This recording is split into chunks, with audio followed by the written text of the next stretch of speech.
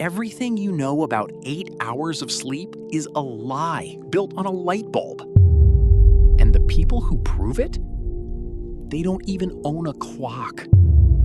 In 2015, scientists tracked 3 remote tribes: the Hadza in Tanzania, the San in Namibia, the Tsimane in Bolivia.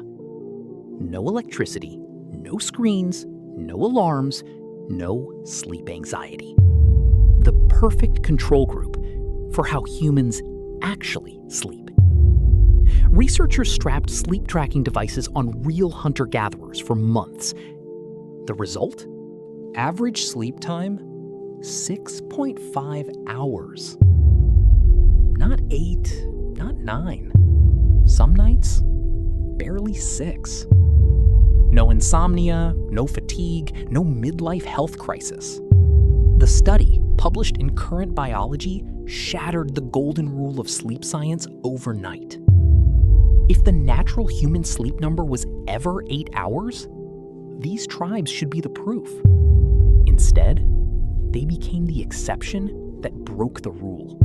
Here's the twist your brain doesn't expect. The 8-hour number didn't come from biology.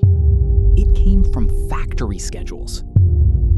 Think of the human body like a smartphone battery. Modern sleep guidelines assume every battery needs the exact same charge time to hit 100%. But real batteries aren't identical. Some phones charge fully in 5 hours.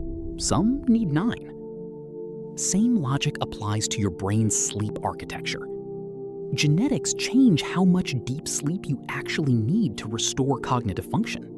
There's even a documented mutation called DEC2. People carrying it function perfectly on 4 to 6 hours a night, permanently. Meanwhile, industrialization created a uniform workday. Factories needed uniform humans. So science got flattened into a marketing number. 8 hours became a rule stamped onto every mattress ad since. Not because your body demands it, because your alarm clock does. So what actually matters instead of chasing a magic number? Sleep consistency. A 2023 study in the Journal of Epidemiology and Community Health tracked over 60,000 adults.